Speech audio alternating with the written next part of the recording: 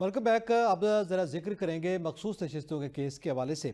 और मैं बिशारत राय साहब आपसे जानना चाहूँगा, आपको पता है आज जब ये समाअत हुई तो उसमें आज़ाद मेंबरान या वो किसी सियासी जमात के मेंबरान हैं, इस पर भी खासी बहस हुई है।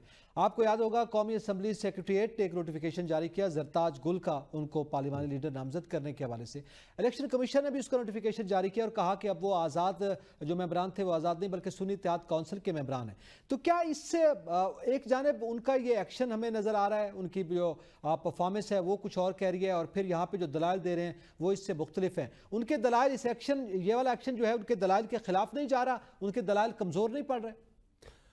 देखिए नक्की साहब, आज जो मखसूस नशिस्तों के हवाले से सुप्रीम कोर्ट में ये 7वीं समाअत थी आज, जो फुल कोर्ट कर रहा है, जिस 13 जजेस बैठे हुए हैं। एक जज जस्टिस मुसर्रत अली बीमार थी, वो नहीं बैठी। बहरहाल ये आज 7वीं समाअत थी। तो मेरे लिए जब समाअत शुरू हुई तो मेरे लिए जो सबसे हैरान कुन लम्हा वो था जब जस्टिस मंसूर शाह ने अटारनी जनरल को मुखातब करते हुए उनसे पूछा कि अटारनी जनरल साहब ये बताइए कि क्या जो सुन्नी इत्तेहाद कौंसिल है वो पार्लिमानी पार्टी है कि नहीं। तो इस बात से अटारनी जनरल साहब लाइलम निकले। उन्होंने वहाँ खड़े रसों पर कहा जी मुझे तो इस चीज़ का पता ही नहीं है। तो वहाँ पर फिर जस्टिस मंसूर शाह ने वो नोटिफिकेशन उन्हें दिखाया इलेक्शन कमीशन ऑफ पाकिस्तान का, जो सुन्नी इत्तेहाद कौंसिल के वकील फैसल सिद्दीकी ने वहाँ अदालत को सुप्रीम कोर्ट में जमा करवाया हुआ था कि election commission of Pakistan Sunni Ittehad council को पार्लिमानी पार्टी डिक्लेयर कर चुका है। फिर उन्हें वो दूसरा नोटिफिकेशन जस्टिस मंसूर शाह ने उन्हें वो दिखाया जो सुन्नी इत्तेहाद कौंसिल का पार्लिमानी लीडर जरताज गुल, जिसे कौमी असम्बली के सेक्रेटरीट से, कौमी असम्बली के स्पीकर के सेक्रेटरीट से जारी किया गया। तो इस पर चीफ जस्टिस बोले जी कि इन डॉक्यूमेंट्स की क्या हैसियत है। ये चीफ जस्टिस काजी फाइज साहब के अल्फाज थे। असल में बात यह है कि चीफ जस्टिस साहब कुछ चीज़ों पर जो है ना वो कहते हैं कि ये हुई नहीं, उनका कुछ चीज़ों पर बिलीव नहीं है। नंबर एक, वो कहते हैं जैसे मेरे दौर में मुदाखलत नहीं हुई। इस्लामाबाद हाई कोर्ट के जजेस ने खत लिखा, उनका कहना था कि मेरे दौर में मुदाखलत नहीं हुई। वो कहते हैं कि इलेक्शन कमीशन ऑफ पाकिस्तान के ने भरपूर गलतियां की। उनका इलेक्शन कमीशन ऑफ पाकिस्तान का वकील सामने खड़ा होकर कहता है कि हमने तो गलती ही नहीं की, आपने जो फैसला दिया था वो हमने उसी की तशरीह की है। एक नंबर दो ये। नंबर तीन, आज फिर वो कहते हैं जिस तरह जस्टिस अत्तर बिनुल्लाह ने कहा कि नजरिया ज़रूरत की वहाँ पर बात चली, तो उस पर चीफ जस्टिस ने कहा कि नजरिया ज़रूरत जो था वो उसमें आइन और कानून के मुताबिक फैसले दिए गए। यह चीफ जस्टिस साहब ने एक नई बात की सुप्रीम कोर्ट में। ठीक है। फिर वो यानी ये सूरत हाल है कि एक कंट्राडिक्शन जो है वो विदिन बेंच। आज अटॉर्नी जनरल ऑफ पाकिस्तान मुकम्मल तौर पर उन्होंने एक 187 फैसले की जो मुकम्मल इंसाफ की बात करता है, कंप्लीट जस्टिस की बात करता है, उसकी सरासर मुखालफत कर दी। उन्होंने कहा जी 187 इसमें लागू ही नहीं होता। अगर चीफ जस्टिस कहते हैं कि मैंने आइन पर रहना है, आइन के टेक्स्ट पर रहना है, तो अगर आपने आइन पर रहना है तो 184(3) इसे पार्लियामेंट ने दिया हुआ है ना, वो आइन भी पार्लियामेंट ने दिया हुआ है ना, 187 भी पार्लियामेंट ने दिया हुआ है ना। तो चीफ जस्टिस साहब आप दूसरी तरफ 51 की बात करते हैं, तो 51 में तो ये कहीं नहीं लिखा हुआ कि माले गनीमत के तौर पर आप सीटें सियासी पार्टियों को दे दे। को अजीब और गरीब किस्म का मामला है। असल में आगे बढ़ते हैं, आगे बढ़ते हैं। फयाज महमूद साहब, ये आप बताइएगा कि जैसे अभी जैसे मुनीब अख्तर के भी ये रिमार्क सामने आए कि इतने बड़ी तादाद में ये आज़ाद अराकीन कहाँ से आए। असल मसला तो ज़ाहिर है वो इलेक्शन कमीशन की गलती से हुआ है, और ज़ाहिर है वो फिर वही तशरीह वाला मामला सामने आ जाता है। तो अगर इलेक्शन कमीशन की गलती है तो यानी उसने एक सुप्रीम कोर्ट के फैसले की गलत तशरीह की है, तो उसको ठीक करना भी तो सुप्रीम कोर्ट की जिम्मेदारी है। ऐसे ही देखें, गलती अगर हो गई है तो उसको किसी ने तो सुधारना है। ऐसे तो नहीं हो सकता कि गलती हो गई है और गलती मुझसे हुई है और सजा आपको दे दी जाए और उसमें आपका कोई कसूर भी ना हो। गलती मुझसे हुई है तो सजा भी मुझे ही मिलनी चाहिए। लेकिन अब क्योंकि सुप्रीम कोर्ट ऑफ पाकिस्तान इस मामले को सुन रही है, तो मेरे ख्याल में यही फोरम वो बनता है जिसने इस गलती को सुधारना भी है। अगर तो गलती हो चुकी है और जिसपे बार बार जजेस कह रहे हैं कि हमारे जो फैसले की तशरीह है वो दुरुस्त नहीं हुई है, जो गलत हुई है, तो वो इलेक्शन कमीशन ऑफ पाकिस्तान ने तशरीह गलत की है। वो ना तो पीटीआई ने की है, ना ही किसी और ने उसकी गलत तशरीह की है, बल्कि पीटीआई तो ये कहती है कि हम तो उस गलत तशरीह के विक्टिम्स हैं, जिसकी बुनियाद पे ये इतने बड़े आजाद उम्मीदवार जो हैं कौमी असम्बली में पहुंचे हैं।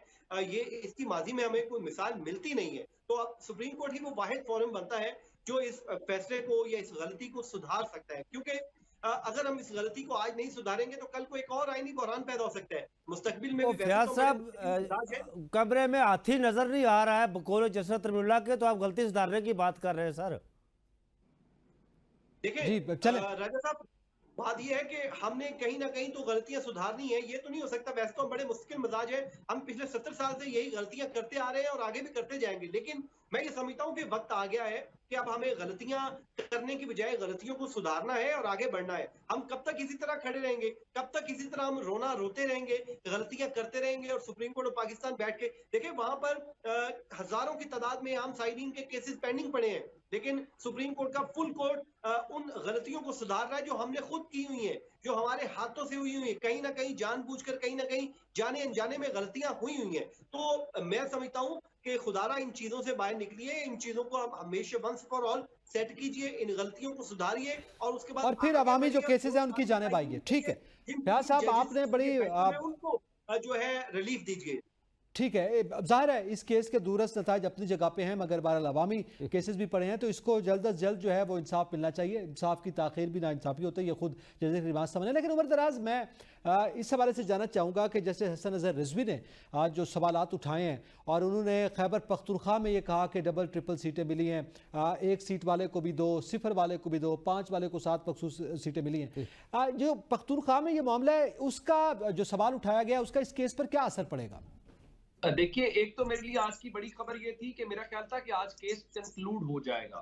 जब सुन्नी इत्तेहाद काउंसिल का वकील कह रहा हो कि मुझे 15 मिनट दलाइल के लिए चाहिए, उसके बावजूद अगले हफ्ते तक चले जाना, जब आप ये कह रहे हो, पहले आपकी प्ली ये थी जी हम तो फुल कोर्ट नहीं लगा सकते क्योंकि हमारे केसेस ज़ेरे इल्तवा है, तो ये खबर मेरे लिए थी। दूसरी खबर जो आप सवाल उठा रहे हैं, मैं देख रहा था हसन अजहर रिजवी साहब ने बड़ी डिटेल के साथ बताया कि ये इतने जीते, इसको इतनी सीटें दे दी, किसी को डबल ट्रिपल दे दी।